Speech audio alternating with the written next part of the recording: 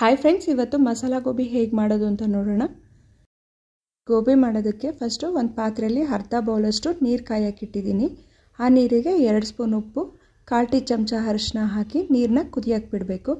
ನೀರು ಕುದಿಯುವಾಗ stove off ಮಾಡಿಬಿಟ್ಟು ಬಿಡಿಸ್ಕೊಂಡಿರೋಂಥ ಹೂಕೋಸನ್ನ ನೀರಲ್ಲಿ ಹಾಕಿ ಒಂದು 2 ನಿಮಿಷ ಬಿಟ್ಬಿಡಬೇಕು. ಹೀಗೆ 1-2 ಸಲ ಹೀಗೆ ತಿರುಗಿಸಿ ಆಮೇಲೆ ಅದನ್ನು ನೀರಿಂದ ತೆಕ್ಕೋಬೇಕು.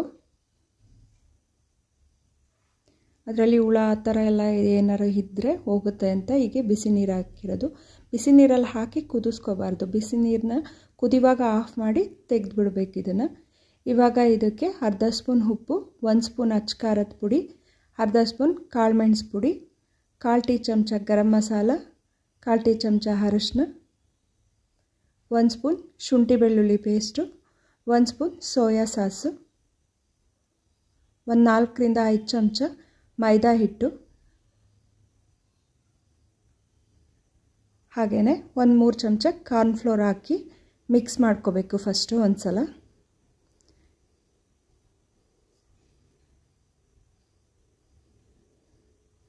ಈ ರೀತಿ ಮಿಕ್ಸ್ ಮಾಡ್ಕೊಂಡಾದಮೇಲೆ ಇದಕ್ಕೆ 1-2 ಸ್ಪೂನಷ್ಟು ಎಣ್ಣೆ ಹಾಕಿ ಮತ್ತೆ ಮಿಕ್ಸ್ ಮಾಡ್ಕೋಬೇಕು.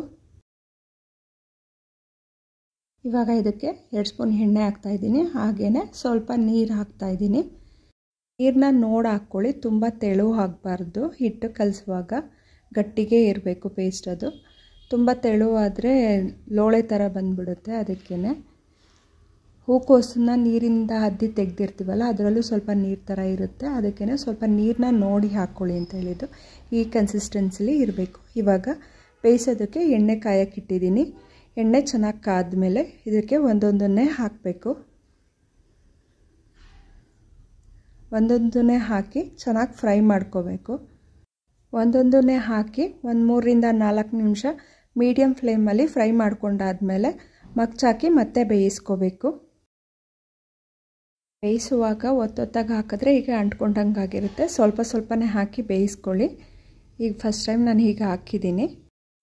ಮಗ್ಚು ಹಾಕಿದಾಗ ಸ್ಪೂನಲ್ಲಿ ಹೀಗೆ ಮಾಡಿದ್ರೆ ಒಂದೊಂದೇ ಬಿಟ್ಕೊಳ್ಳುತ್ತೆ. ಹೀಗೆ ಮಗ್ಚಾಕಿ 1-2 ಸಲ ಮಗ್ಚಾಕಿ ಬೇಯಿಸ್ಕೊಳ್ಳಿ. ಇವಾಗ ಆಗಿದೆ, ಇದನ್ನು ತೆಗಿಬೇಕು. ಒಂದು ಪ್ಲೇಟಿಗೆ 1 ಟಿಶ್ಯೂ ಪೇಪರ್ ಹಾಕಿ ರೆಡಿ ಮಾಡಿ ಇಟ್ಕೊಂಡಿದ್ದೀನಿ. ಇವಾಗ ಇದನ್ನು ಜಾಲರಿಯಲ್ಲಿ ಈ ರೀತಿ ತೆಗಿತಾ ಇದ್ದೀನಿ. ಎಣ್ಣೆ ಎಲ್ಲ ಫುಲ್ಲು ಸೋಸ್ಕೊಂಡಂಗೆ ಮಾಡಿಕೊಂಡು ತೆಗೀರಿ. ಇದು ಅಷ್ಟು ಎಣ್ಣೆನೂ ಕುಡಿಯಲ್ಲ, ಎಣ್ಣೆ ಥರನೂ ಆಗಲ್ಲ, ಡ್ರೈ ಆಗಿರುತ್ತೆ.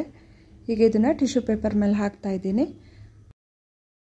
ಹಾಗೆ ಮಿಕ್ಕಿರೋ ಹೂಕೋಸನ್ನೆಲ್ಲ ಹಾಕಿ ಒಂದು ಸಲ ಚೆನ್ನಾಗಿ ಬೇಯಿಸ್ಕೊಬಿಡಿ. ಈಗ ಮತ್ತೆ ಹಾಕಿ ಬೇಯಿಸ್ಕೊತಾ ಇದ್ದೀನಿ.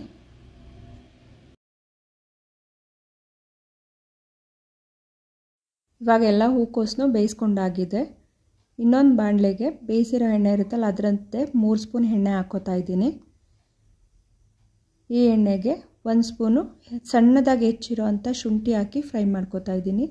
ಶುಂಠಿ ಫ್ರೈ ಆಗ್ತಿದ್ದಾಗೇ ಹಾಗೆ 1.5 ಸ್ಪೂನಷ್ಟು ಬೆಳ್ಳುಳ್ಳಿನ ಅದನ್ನು ಸಣ್ಣಗೆ ಹೆಚ್ಚಾಕಿ ಫ್ರೈ ಮಾಡ್ತಾಯಿದ್ದೀನಿ. ಶುಂಠಿ ಬೆಳ್ಳುಳ್ಳಿ ಫ್ರೈ ಆದಮೇಲೆ ಸ್ವಲ್ಪ ಕರ್ಬೇವಿನ ಸೊಪ್ಪು ಹಾಕ್ತಾಯಿದ್ದೀನಿ. ಕರ್ಬೇವಿನ ಸೊಪ್ಪನ್ನ ಹಾಕಿ ಮಿಕ್ಸ್ ಮಾಡಿ ಫ್ರೈ ಮಾಡ್ಕೊಳ್ಳಿ.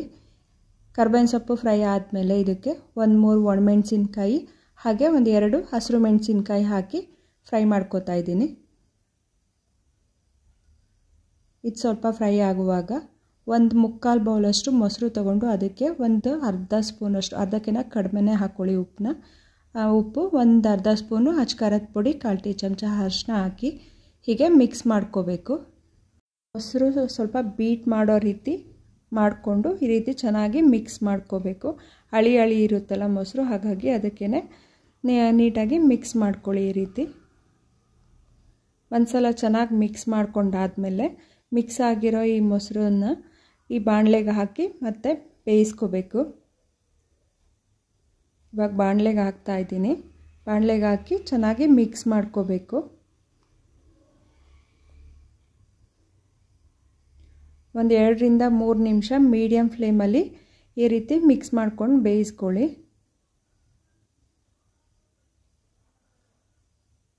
ಇವಾಗ ಅದು ಬೇಯುವಾಗ ಬೇಯಿಸ್ಕೊಂಡಿರೋ ಅಂಥ ಹೂಕೋಸನ್ನ ಹಾಕಿ ಮಿಕ್ಸ್ ಮಾಡ್ಕೋಬೇಕು. ಮೊಸರೆಲ್ಲ ಡ್ರೈ ಆಗಿ ಎಣ್ಣೆ ಬಿಟ್ಕೋಬೇಕು. ಆ ರೀತಿ ಇದನ್ನು ಚೆನ್ನಾಗಿ ಮಿಕ್ಸ್ ಮಾಡಿ ಬೇಯಿಸ್ಕೋಬೇಕು.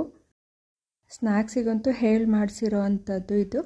ದೊಡ್ಡವರು ಚಿಕ್ಕವರು ಎಲ್ಲರೂ ತುಂಬ ಇಷ್ಟಪಟ್ಟು ತಿಂತಾರೆ. ಒಂದು ಸಲ ಟ್ರೈ ಮಾಡಿ ನೋಡಿ, ತುಂಬ ಚೆನ್ನಾಗಿದೆ.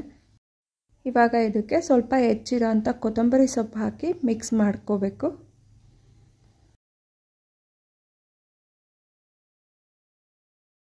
ಹೀಗಾಗಿದೆ, ಸರ್ವ್ ಮಾಡೋಣ. ಟೇಸ್ಟ್ ಅಂತೂ ತುಂಬ ಚೆನ್ನಾಗಿದೆ. ಒಂದು ಸಲ ಟ್ರೈ ಮಾಡಿ ನೋಡಿ. ತುಂಬ ಟೈಮು ತೊಗೊಳ್ಳಲ್ಲ, ತುಂಬ ಮಸಾಲ ಪದಾರ್ಥನೂ ಇರಲ್ಲ. ಮನೇಲಿರೋ ಇಂಗ್ರೀಡಿಯೆಂಟ್ಸ್ನೇ ಯೂಸ್ ಮಾಡಿಕೊಂಡು ಮಾಡ್ಕೋಬೋದು. ತುಂಬ ಟೇಸ್ಟಿಯಾಗಿರುತ್ತೆ. ಒಂದು ಸಲ ಟ್ರೈ ಮಾಡಿ ನೋಡಿ. ಹಾಗೆ ಯಾರೆಲ್ಲ ಸಬ್ಸ್ಕ್ರೈಬ್ ಆಗದೆ ವೀಡಿಯೋಸ್ ನೋಡ್ತಿದ್ದೀರಾ, ಪ್ಲೀಸ್ ಸಬ್ಸ್ಕ್ರೈಬ್ ಆಗಿ, ಲೈಕ್ ಮಾಡಿ, ಶೇರ್ ಮಾಡಿ. Thank you.